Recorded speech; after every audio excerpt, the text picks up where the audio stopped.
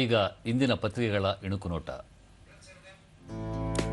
ಮಾಲ್ಡೀವ್ಸ್ಗೆ 4,850 ಕೋಟಿ ರೂಪಾಯಿ ಸಾಲದ ವಿಸ್ತರಿಸಿದ ಭಾರತ, ಇನ್ನು ಮುಕ್ತ ವ್ಯಾಪಾರ, ಇಂದಿರಾ ದಾಖಲೆ ಮುರಿದ ಮೋದಿ. ಇಂದು ಕಾರ್ಗಿಲ್ ವಿಜಯ ದಿನ, 3 ಸ್ಕೀಮ್ ಆರಂಭ, ಸಿಂಧೂರ ಇನ್ನೂ ಮುಗಿದಿಲ್ಲ, ಸೇನೆ 24/7 ಸನ್ನದ್ಧ, ಜನರಲ್ ಅನಿಲ್ ಚೌಹಾಣ್.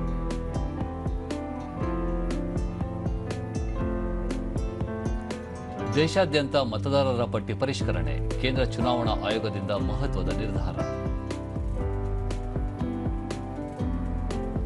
ಮುಖ್ಯವಾಹಿನಿಗೆ ಒಬಿಸಿ ತರಲು ಸಮೀಕ್ಷೆ, ದಿಲ್ಲಿಯಲ್ಲಿ ನಡೆದ ಭಾಗೀದಾರಿ ನ್ಯಾಯ ಸಮ್ಮೇಳನದಲ್ಲಿ ಸಿಎಂ ಪ್ರತಿಪಾದನೆ.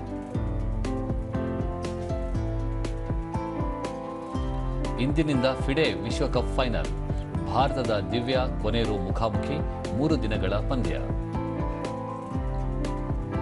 ಇವು ಇಂದಿನ ಪತ್ರಿಕೆಗಳ ಪ್ರಮುಖ ಸುದ್ದಿ. ಉಳಿದಂತೆ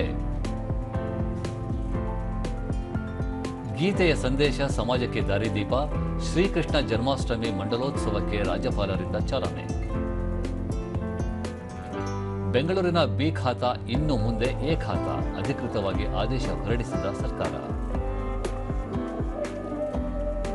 ಕರ್ನಾಟಕ ಗೋವಾ ವಲಯ ತೆರಿಗೆ ಸಾಧನೆ, 12.75 ಲಕ್ಷ ರೂಪಾಯಿವರೆಗಿನ ಆದಾಯಕ್ಕಿಲ್ಲ ತೆರಿಗೆ. ಬ್ರಿಟನ್ ಒಪ್ಪಂದದಿಂದ ರೈತರಿಗೆ ಬಂಪರ್, ಆಪಲ್ ಸಕ್ಸೆಸ್, ಡೈರಿ ಉತ್ಪನ್ನಗಳು, ಖಾದ್ಯ ತೈಲಗಳು, ಓಟ್ಸ್, ಸೇಬು ಎಫ್ಟಿಎ ವ್ಯಾಪ್ತಿಯಲ್ಲಿ ಇಲ್ಲ.